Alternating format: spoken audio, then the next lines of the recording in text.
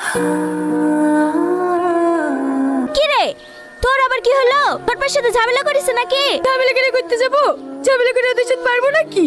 আজ 3 মাস ধরে মোবাইল চাচ্ছি, ধান বেচে কিনে দেবো, ধান বেচে কিনে দেবো, আর আজ যে ধানগুলো বিক্রি হয়ে গেছে অমনি টাকাগুলো লিচে উঠলো। জমি পাই না দিতে। আর লেগে তুই গাল ফেলে বসে আসছি। পাশের জমি কম দামে বিক্রি হয়ে যাচ্ছে, জমি কিনবে না? বারণ করছে নাকি জমি কিনতে? মোবাইলটা কিনতে যাবো তাই করুক না। মোবাইল নেবে? হ্যাঁ। মোবাইল নেবে তো ছোট আব্বাকে বলার কি দরকার রে? টনিকে বল না। ভাবি সবসময় আর কি মারো না তো? আর কি মারবো কেন রে? আমি সিরিয়াসলি বলছি। শোন, তুই যদি এখন টনিকে মোবাইল কিনে দেওয়ার কথা বলিস, ও না করবে নাকি? ভালো করে ভেবে দেখ, এই সুযোগ, এরকম সুযোগ যদি আমাদের থাকতো না, ডাব্বা ফোনলে করতাম নাকি? 3 টিপতে গেলে 6 ওঠে।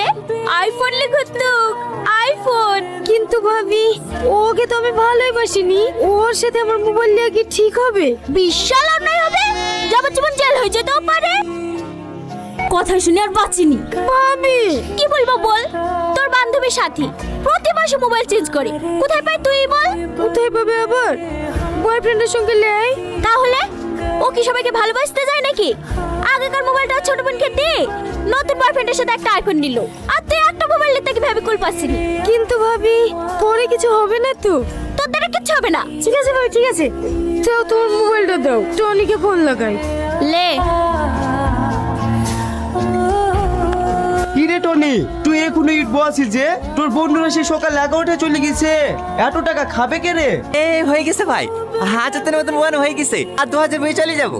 এখনো 2000? এই অত কাজ করলে মরে যাবি যে। কি করবো ভাই, এই সপ্তাহে 10,000 টাকার খুব দরকার। অত টাকা কি করবি? দরকার আছে। আচ্ছা ঠিক আছে,